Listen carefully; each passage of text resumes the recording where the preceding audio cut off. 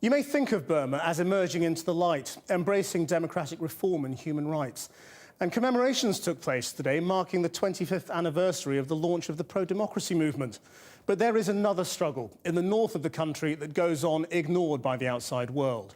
A vicious conflict in which a Muslim minority, the Rohingya, have become the victims of ethnic cleansing from Burma.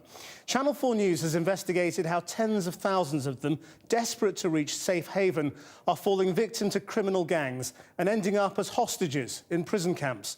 Our Asia correspondent John Sparks has followed the exodus. On a windswept stretch of the Bangladesh coast, there is a ragged-looking settlement hidden amongst the trees. It's got a temporary-sounding name, the Shalampur Camp, but it's real enough. Home to thousands of people who fled from neighbouring Burma. They're Rohingya Muslims fleeing vicious ethnic violence in their homeland. But few want to stay, however. They've come here to find themselves a ship. They want to escape, and these people are desperate.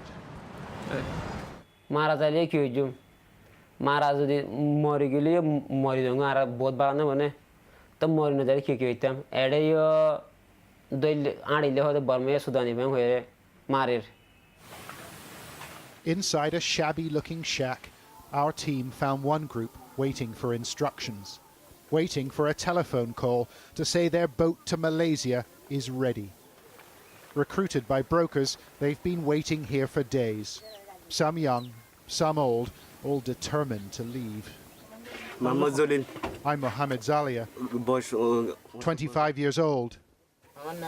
Mohammed Hashim, I'm 16. Nurul Islam, I'm 65 years old. The brokers have charged them £200 each, but the true cost of this crossing will be much higher. Rohingya board vessels off Burma or Bangladesh with one basic aim. They want to be taken south, past Thailand and on to Malaysia, where they're permitted to stay. UN agencies think 35,000 people have attempted this journey in the last 12 months. And brokers told us there were several vessels used to transport Rohingya anchored in a Bangladeshi port. They're cargo ships that carry timber north and human beings on the return leg south. And they're not easy to identify. The names have been painted over. Our team had to film secretly. It's thought the men on board carry arms. And we saw a series of metal cages below deck. Rohingya, who've made the journey, told us it's where the women and children are held. The men are kept in the darkness below. We spoke to Mohammed, who spent 11 days in the bottom of a trafficker's ship.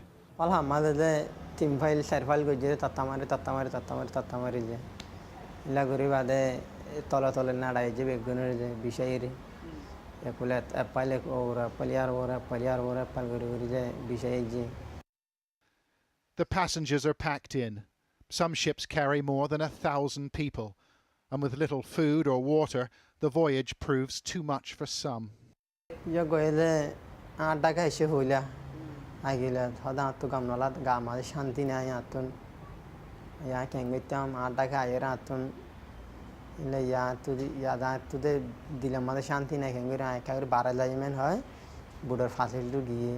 The brokers promise passage to Malaysia, but the ships don't sail that far.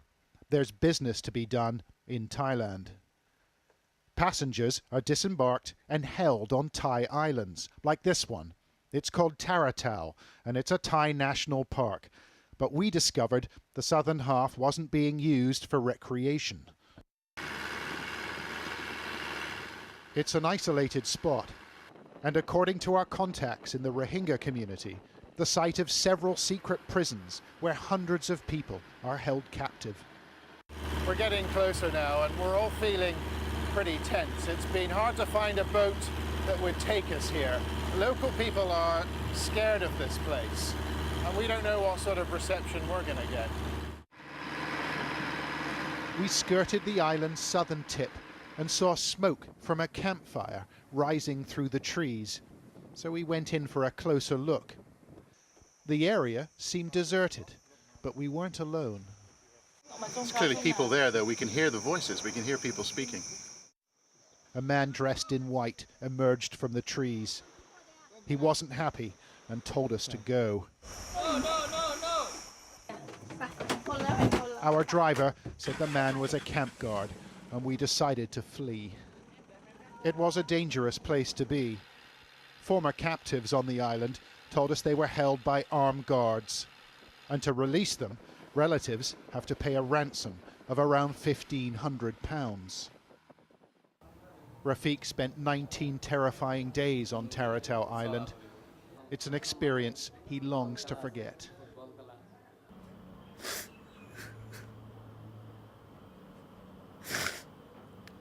যার আত্মীয় স্বজন যেটা আছে এটা mobile করার দিদি আর বেগুন শুরু করি এখন ফোন কর ফোন যদি ধরলে ইতার আর গালালি করে এখন টিয়া দিতে হ টিয়া যদি দে তুই নতো তুই মারি Rafiq's father, Salamot, is not a wealthy man, but he did what he was told. He sold his cattle to free his son. Still, family members often try to negotiate directly with the traffickers. We've obtained an audio clip, recorded in May, of one man trying to release 3 loved ones. ถ้าผมมาให้นิดหน่อยก็มาคนเดียวได้ไหมเอาได้เลยบอกแล้วแต่ในที่นี้ที่บอกน้องคุณที่อะไรตัวเล็กๆใช่ไหมว่าร้องไห้เอาคุณก็พูดรู้แล้วก็มาคุยกันครับ And if prisoners are unable to get the money to raise the ransom, well, they're sold as slave labor to Thai fishing boats, we're told. Here's Mohammed. Soy yan mane tiana taili tar beshi vele dian soy tar dalala ni jaba do tumhara to de agana ushi bai indi tiana dilan tumhara beshi galai. Allegations of forced labor on Thai fishing boats have surfaced before, but the mass trafficking of Rohingya is cloaked in secrecy. However, we managed to meet a member of a trafficking gang. He called himself Bo and told us he was in charge of security on Taratau Island. I asked him whether he beats the prisoners.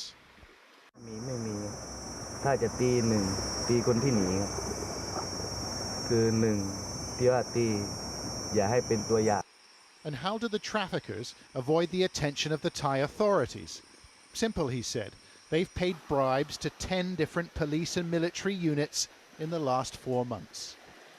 มันก็มีเหมือนเราให้ตังค์เขาไปเหมือนสมมุตินะเหมือนผมให้ตังค์ชุดของพี่ไปเดี๋ยวมีชุดอื่นไหมมันก็มีต่อไม่หมดเลยครับอย่างนั้น Back on the mainland, the local police chief denied that his officers take bribes. เพราะว่าจริงที่นี่ก็ผมเข้มงวดนะเรื่องพวกนี้ The police and the military here are well aware that Taratau Islands and others like it are used by human traffickers. You know that? ก็รู้แต่ว่ามันก็ไม่ได้แบบว่าทางตำรวจก็มันก็ไม่ได้มีเราจะไปเฝ้าเกาะตลอดเวลานี่ก็มีอย่างตำรวจภูธรเนี่ยไม่มีเรือ There was a surprising development.